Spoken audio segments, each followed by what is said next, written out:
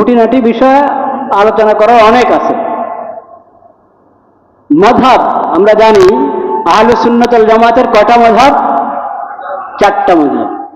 মালিকি মাযহাব, হাম্বলি মাযহাব, শাফিঈ মাযহাব, হানাফি মাযহাব। চারো মাযহাব হক, চারোটা আহলে সুন্নাত ওয়াল জামাতের মাযহাব।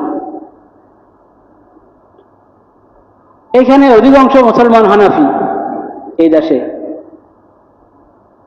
হানাফি মাযহাবের বিভিন্ন মাসালার সঙ্গে শাফিঈ মাযহাব, মালিকি, হাম্বলি মাযহাবের ইখতিলাফ আছে, কিন্তু সেটা দলিল নির্ভর ইখতিলাফ। কি দলিল নির্ভর ইখতিলাফ? সেজন্য চারো মাযহাব হক। তবে আমল হবে এক মাযহাবের উপরে, খিচুড়ি বানানো যাবে না। বুঝতে পেরেছেন?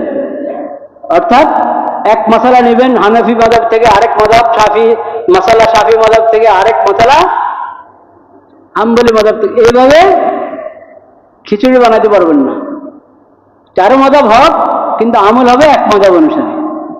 স্বাভাবিকভাবে আপনার এলাকায় যে মাযহাবের উপরে আমল হয়, যে মাযহাবের প্রচলন, সেটার উপরে আপনি আমল করবেন, নতুবা আপনার মাসালা জিজ্ঞেস করবেন কারে?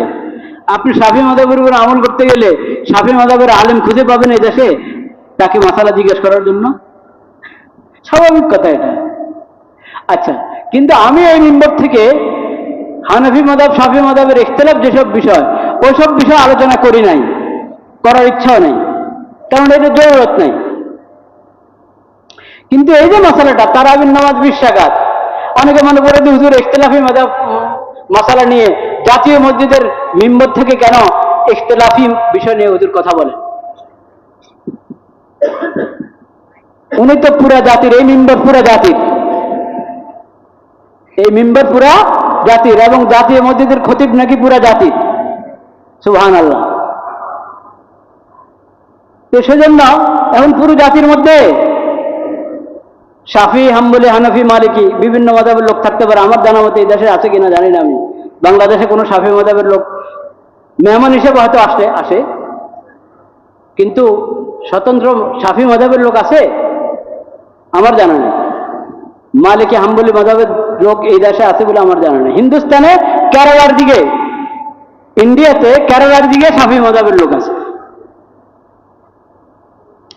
যাই হোক, তো এখন উনি ইখতিলাফি বিষয় নিয়ে কেন কথা বললেন?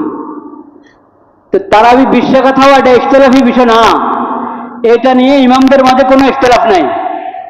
মালিকি, হানাফি, শাফিঈ, হাম্বলি সব মাযহাবে তারাবি 20 রাকাত। কোন কোন মাযহাবে 20 রাকাতের বেশি থাকতে পারে, 20 রাকাতের কম তারাবির নামাজ কোনো মাযহাবে নাই। কাজেই এই 8 রাকাত পড়ে চলে যাবেন, 20 রাকাত পড়ে চলে যাবেন, আর 10 রাকাত পড়ে চলে যাবেন, এই কাজ না করি পুরো 20 রাকাত পড়বো তারাবি। তাহাজ্জুদের নামাজও আলাদা শেষ সাথে পড়বো। আর হ্যাঁ, একটা কথা আছে যেটা আমি গত সপ্তাহে বলেছি, যদি আপনার তারাবির নামাজ দীর্ঘ কেরাত দিয়ে পড়ছেন, কয়েক পারা পড়ে ফেলছেন তারাবির নামাজের মধ্যে, মজবুত হাফেজ, আপনার দুই ছেলে হাফেজ, 3 ছেলে হাফেজ, তাদেরকে নিয়ে আপনি পড়া শুরু করেছেন। সূরা বাকারা শেষ করলেন, আলে ইমরান শেষ করলেন, নিসা শেষ করলেন। নবীজি সাল্লাল্লাহু আলাইহি ওয়াসাল্লাম কখনো তো তাহাজ্জুদের নামাজের মধ্যে এই 3 সূরা 1 রাকাতে পড়ে ফেলেছেন।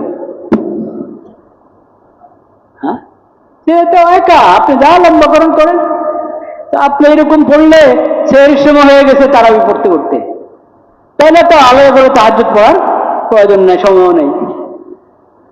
কিন্তু তারাবি আমরা অভ্যস্ত হয়ে গেছি শুরুর রাতে পড়তে। এই অভ্যাসটাও কোনো ভুল অভ্যাস না, এটাও সাহাবায়ে কেরামের ছিল। এসার পর আমরা তারাবি পড়ে ফেলি, তারাবি পড়ে তেলাওয়াত করি, নফল পড়ি, বিশ্রাম করি, বিশ্রাম করে শেষ রাতে যখন উঠলাম তখনও তাহাজ্জুদ পড়ব। এই যে ধারণা কিছু লোক প্রচার করে যে তারাবি আর তাহাজ্জুদ দুটোটা এক নামাজ, এই ধারণা কিনা ঠিক না। তাহাজ্জুদ তো শুরু হয়ে গেছে ইয়া আইয়ুহাল মুজাম্মিল কুমিল লাইলা ইল্লা কালিলা। সূরা মুজাম্মিলের মধ্যে তাহাজ্জুদের বিধান এসেছে। সূরাতুল ইসরা 15 পারা, ওখানে তাহাজ্জুদের কথা আছে। এগুলো তো নবী করিম সাল্লাল্লাহু আলাইহি ওয়াসাল্লাম যখন মক্কা মুকাররমা ছিলেন তখনই এসব আয়াত অবতীর্ণ হয়েছে। তাহাজ্জুদ তো তখন থেকে। কিন্তু তারাবির নামাজ তো রমজানের রোজা যখন শুরু হয়েছে তখন থেকে তারাবির নামাজ। আর রমজানের রোজা সর্বপ্রথম ফরজ হলো মক্কাতে না মদিনাতে? নবীজি যখন মদিনা হিজরত করে আসলেন এরপরে রমজানের রোজা ফরজ হয়েছে। রমজানের রোজা যখন ফরজ হয়েছে তখন নবী করিম সাল্লাল্লাহু আলাইহি ওয়াসাল্লাম বলেছেন, ফারাদাল্লাহু লাকুম সিয়ামাহু ওয়া সানানতু লাকুম কিয়াম। রমজানের রোজার বিধান এসেছে কোরআনের মাধ্যমে সরাসরি, আর রমজানের তারাবিহের বিধান এসেছে নবী করিম সাল্লাল্লাহু আলাইহি ওয়াসাল্লামের সুন্নাহর মাধ্যমে। অথচ রমজানের রোজার বিধান ফরজ হওয়ার আগেই তাহাজ্জুদের নামাজ এর বিধান এসে গেছে সূরাতুল মুজাম্মিলের মধ্যে। তো তাহাজ্জুদ তো আগে থেকে শুরু হয়েছে। রমজানের রোজা ফরজ হওয়ার আগেও তাহাজ্জুদ ছিল, ফরজ হওয়ার পরেও তাহাজ্জুদ আছে। আর তারাবিহের নামাজ এটা রমজানের মাস উপলক্ষে, রমজানের দিনে রোজা আল্লাহ তাআলা ফরজ করেছেন, আর রাত্রের তারাবি সুন্নাহ হিসাবে আল্লাহর পক্ষ থেকে নবী করিম সাল্লাল্লাহু আলাইহি সাল্লাম ঘোষণা করেছেন। মান সামা রমাদান, ফজিলত একটা ফজিলত, দুনো আমলের একটা ফজিলত কিন্তু বরাবর। সিয়ামের অনেক ফজিলত আছে আলাদা করে, কিন্তু একটা ফজিলত সিয়াম এবং কিয়াম।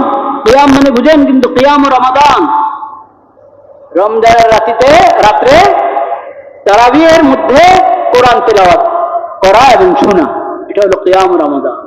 সিয়াম রমাদান, মান সামা রমাদান ঈমানান ওয়া ইহতিসাবান গুফিরা লাহু মা তাকাদ্দামা মিন যানবি। আল্লাহ মাগফিরাত করে দেন রমজানের সিয়ামের উসিলায়। আবার মান কাম